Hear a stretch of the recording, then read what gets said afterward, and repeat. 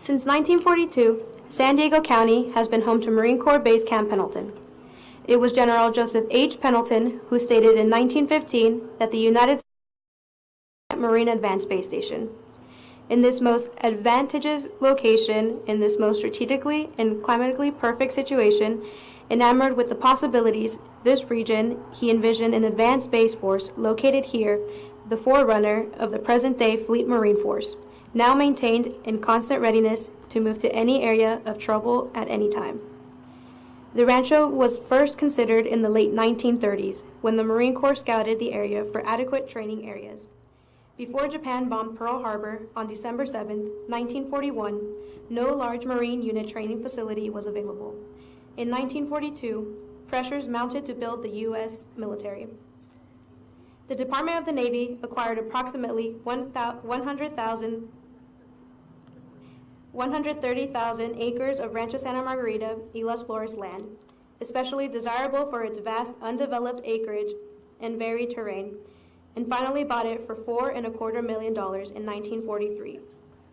The rancho's strategic location, 18 miles of coastline and terrain of foothills, valleys, streams, and canyons, was ideal to fulfill the Navy's immediate need to train 20,000 Marines in amphibious warfare. Under the command of future Commandant Colonel Emil Shepard, the 9th Marine Regiment, reinforced by 1st Battalion, 12th Marine Regiment, completed a 4-day march from Camp Elliott in San Diego to be the first troops to occupy the new West Coast training base. On the hills behind the 14 area, the base's new first commander, Major General Joseph C. Fegan, addressed the troops. On September 25, 1942, these same Marines stood at attention as President Franklin D. Roosevelt officially dedicated Marine Corps Base Camp Joseph H. Pendleton.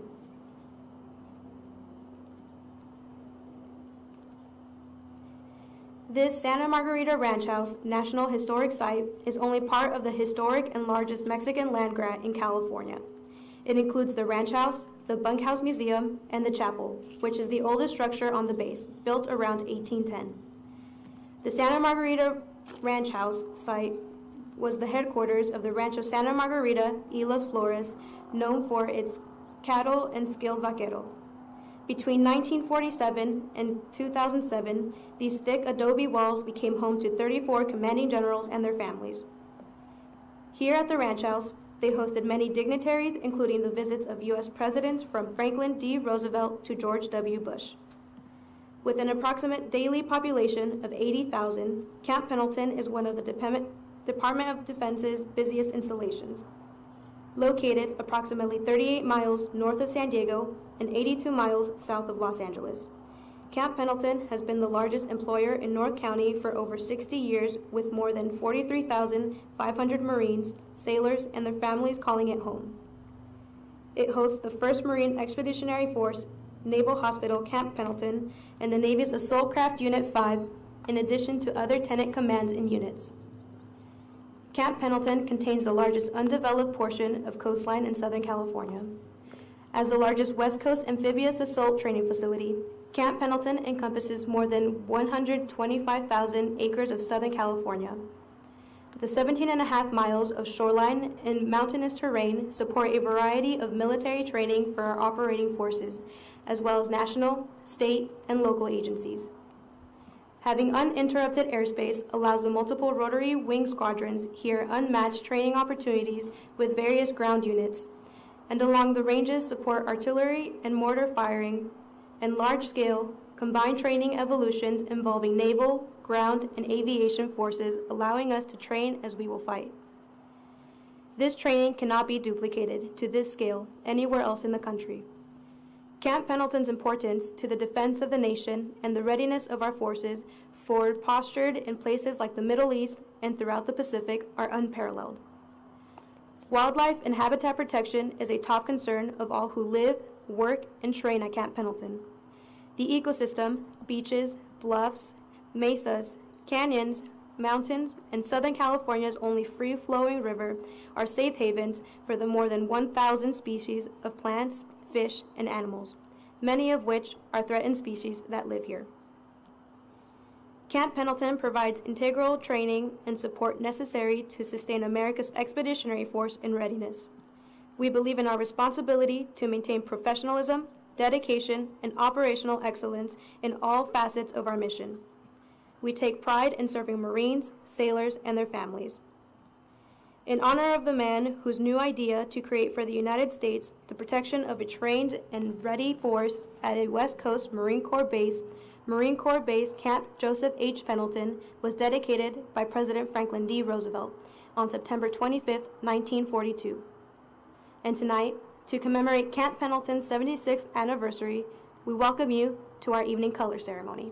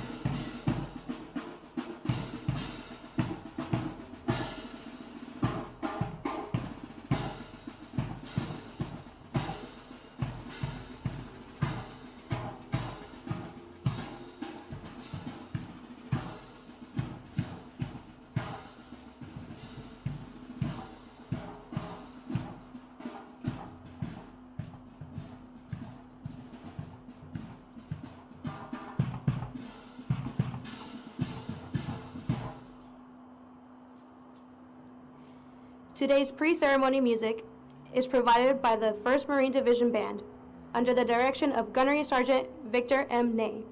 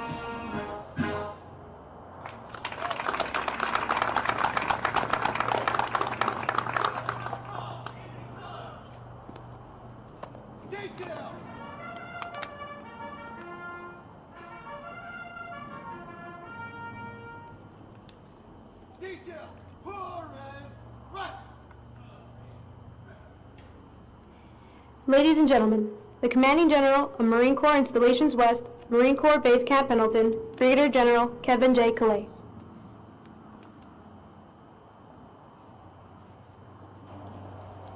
Well, good evening, everybody. Thanks for coming to Evening Colors. This is a night where we get together as a community and reflect on this great nation as we retire the colors and fold the flag until tomorrow. I only have about 5 minutes until official sunset, so I'm going to make the introductions quick here, so bear with me and please hold your applause to the end. So tonight with us we have Lieutenant General and Jennifer Osterman, Major General and Laura Caselvi, Major General and Carol McMonigal are here, Brigadier General Skalenka and Bullard, and their wives Lauren and Sandy. Also, I know Brigadier General Uribe is on East Coast Matters, Marine Corps Matters, but his wife Lynn is with us tonight. Please welcome Assemblyman Rocky Chavez, and from the from the city of San Clemente, Council Member Kathy Ward is here tonight. Welcome to the many educators and officials from the school districts of Fallbrook, Oceanside, and Capistrano. Thank you to the many associations, businesses, and organizations that support us so well on this base. Last but certainly not least, thanks to the police and fire officials from San Diego County, North County, and Orange County for joining us. Now we can laugh.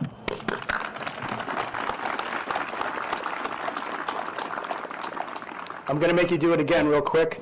The 1st Marine Division Band and the color detail from Marine Corps Air Station Camp Pendleton. And finally, in-house, Marine Corps Installations West and the MCCS staff who made this event possible. I want to do a special shout out to Master Sergeant Blanford, Terry Peedy, D. Cook, and Kristen Thomas from MCCS who did that great spread down there for us. So Kathy and I would like to welcome you to the historic ranch house for the 76th anniversary of Camp Pendleton. The narrator did a great job talking about how since 1942 the Marine Corps has made this the home of 1MEF and how it has trained and deployed hundreds of thousands in the service of this great country. What I would like to add that she didn't talk about was that tonight, there's over 7,000 personnel deployed to every geographic combatant command around the world. Areas like Honduras, Djibouti, Senegal, Kosovo, the Philippines, and of course Afghanistan, Iraq, and Syria. For everyone not in uniform here tonight, know that the Marine Corps couldn't do this without the business of the nation without your support. It's a lot more than putting up with us 24/7 for the training that we do. It's about taking care of our Marines as well, because 2/3 of all the Marines that operate on this base live outside in your communities. And from the bottom of my heart, and I think everybody who works here at Camp Pendleton, there's a sincere thanks there. So, for the last 2 years at this event, I spoke in depth about our nation's flag and what it represents from a personal perspective. This was triggered by what I believe to be the ongoing misuse of our flag and national anthem as a forum for protest. I'm not going to go there this year because I have a more important topic I want to address. However, I will quickly say that it's demoralizing to me as an American to see the current sports ad on TV and what a certain shoe company thinks the meaning of sacrifice is. I'll correct them simply and quickly by repeating a snippet of what I said 2 years ago at this very event. I know it's probably not a good idea to quote yourself, but, quote, "The flag represents everything that's great about this nation, not what's wrong with it. More importantly, when I look at it, I know that it has literally embraced every individual who has paid the ultimate sacrifice to keep this country free. Because of the sacrifices of our fallen, the flag stands as a symbol of opportunity that our nation could always be stronger." Unquote. So that's all I have to say about that. Tonight, I promise, honey. So now on to the celebration. This year marks the centennial of women in the Marine Corps. In 1918, 2 years before women fought for and won their right to vote, the Marine Corps welcomed women into the service, just after declaring entry into World War I. Every Marine at the recruit depot or at officer candidate school knows the name Opha May Johnson. She was the first female Marine to enlist and set a course for history in the Corps. Little did she know just how far gender equality and women's rights would progress. Last year, Camp Pendleton celebrated its 75th anniversary of the base, as we heard from the narrator, but this year is the 75th anniversary for females, for female Marines operating on this base. In 1943, women stepped up again when the world found itself back at war. They assumed clerical roles to support the war efforts, using O'Neill's blacksmith shop, transforming into what is now the Ranch House Chapel, to carry out their duties. It wasn't until 1948 that the Women's Armed Services Integration Act was passed into legislation. After serving their nation in 2 wars, women were finally granted permanent status in all branches of the armed forces. I would certainly say they earned their stripes. The 60s and 70s were a pivotal time in our nation's history for redefining both civil rights and modern warfare. A couple of quick milestones. In the 70s, Master Sergeant Barbara Jean Dolunsky became the first female Marine to serve in a combat zone. In 1973, Colonel Mary E. Bain became the first female commanding officer of Headquarters and Support Battalion here at Camp Pendleton. In 2009, the last base sergeant major at Camp Pendleton, you know it's coming, D, before she retired, was our very own Sergeant Major D. Cook, who continues to serve as part of the Marine Corps Installations West team.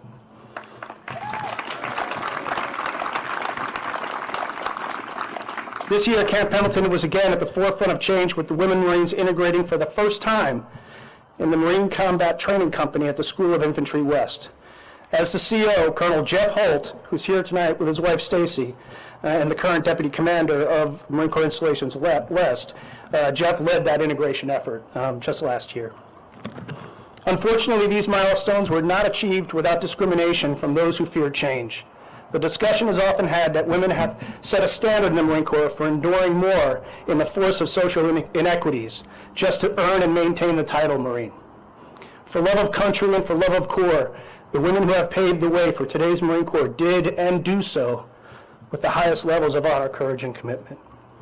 Today, Camp Pendleton supports the first units in history assigning women to combat arms occupational specialties. This is not just an achievement for female Marines. This is a victory for all Marines. As a Corps, we no longer have limits for the leaders we can develop, for we know that the tip of the spear is ever sharpened when we break through barriers. For tonight's ceremony, I would ask that you not only reflect on the history paved by all of the men and women that have made our Corps what it is today, but also think of the potential of our future force and the ways we will benefit from a horizon free from restrictions. Thank you all again for attending. God bless you, God bless the Marine Corps, and God bless America.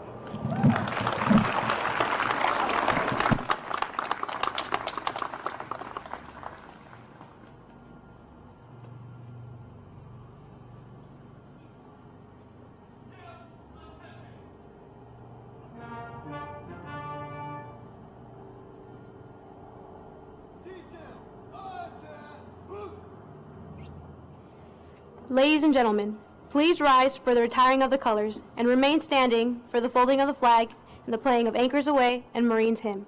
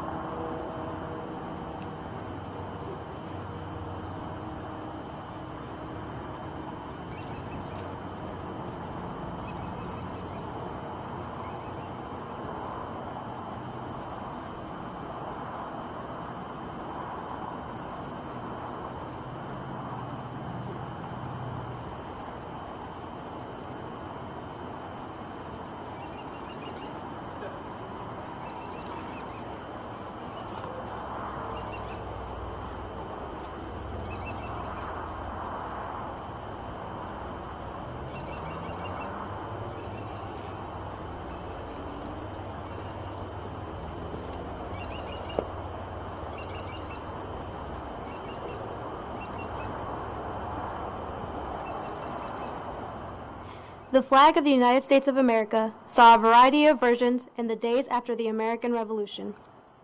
On January 1st, 1776, General George Washington requested the Continental colors be hoisted on a towering 76-foot Liberty pole at Prospect Hill in Charlestown.